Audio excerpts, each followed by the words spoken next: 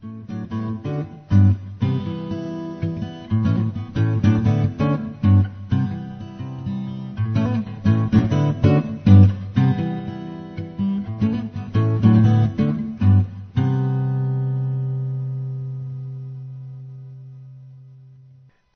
prophet was born into the wealthiest family in Mecca, the custodians of the Kaaba. Being Allah's keeper had made his kin rich, but not Muhammad. He was abandoned at birth. Dirt poor he envied, no, despised his own family, cursed them, and coveted the wealth they derived from the family religious scam. The prophet's tormentors wanted to know why a God who had made them rich would leave his messenger so poor. They wanted to know why there weren't any miracles if Allah was so powerful. Muhammad was comparing himself to Moses and Isa, the Islamic Jesus. They did miracles. They were visited by angels. Why not you? The Meccans probed. As an interesting aside, the verse asks, why hasn't any angel come to him? The 11th surah was late Meccan, the 75th in order of revelation. The man who claimed his revelations were angelic had yet to see an angel. The Quran is comprised of a raw and raging debate. Muhammad's tribe disputed his claim and mocked him unmercifully, saying that his religion was a forgery, a counterfeit. Quran 11, verse 13. Or do they say he, Muhammad, has forged it, the Quran? His contemporaries knew it was a fraud, and they weren't the least bit shy about saying so. They described him with the same words I am using. So how do you think Muhammad answered this charge? Say, then bring 10 forged surahs like it, and call upon whom you can besides Allah, if you are truthful. The Quran is saying that this rubbish smells so sweet it can't be garbage. No one, short of the great Allah himself, is capable of such a wondrous forgery. If that's not delusional, Webster needs to redefine the word. There were many who rose to the challenge, creating vastly superior prose. Such enlightened men and women were called poets. Oral recitals were the only means of communication because the Bedouins of Muhammad's day were illiterate.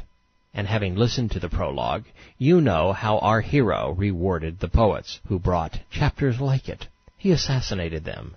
Dead men tell no tales. Quran 11, verse 14. But if they do not answer you, then know that it is revealed by Allah's knowledge, and no God may be worshipped but He. Will you submit? Submit. Not agree, not understand, not even believe. Islam is submission. Have you ever heard a politician say, let me make this perfectly clear? At that moment, all you know for certain is that his or her position is anything but clear. Allah uses the phrase, clear proof, in defense of Muhammad with great regularity. Yet he never provides any proof, clear or otherwise. Quran 11, verse 17.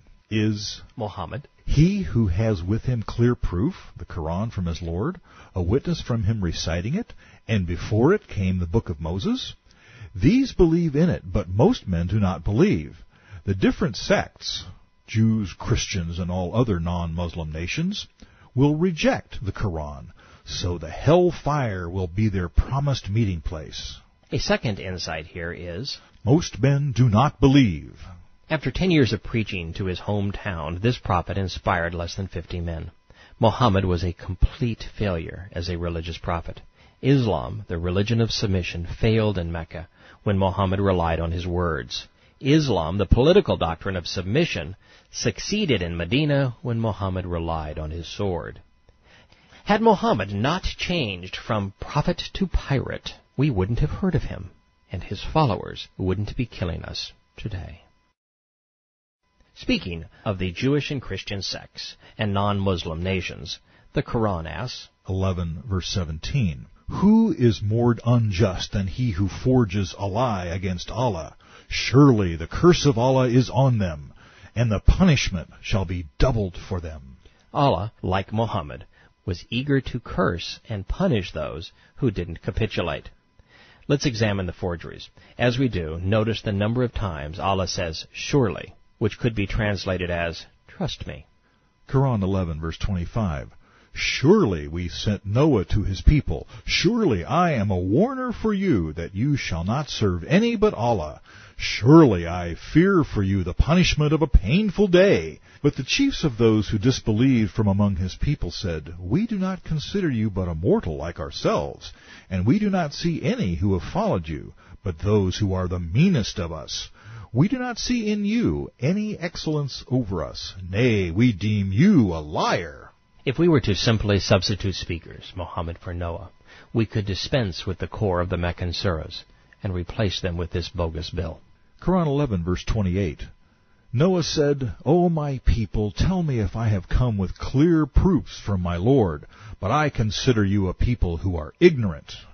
Islam's counterfeit Noah said, Koran 11, verse 30. Will you not mind? I do not say to you that I have the treasures of Allah and do not know the unseen, nor do I say that I am an angel. This is also transparent. Noah is saying on behalf of Muhammad that he is powerless to get his people to mind. He doesn't have God's wealth, his insights, or angelic support. He is a prophet who can't predict the future. By corrupting Noah in this way, Muhammad infers that all of God's messengers are equally inept. Koran 11, verse 32. They say, Noah, you have disputed with us at length. Therefore bring to us what you threaten us with, if you are truthful. The Meccans demanded the same thing, and Muhammad's response was identical. He said, Allah only will bring it to you if He pleases, and you will not escape.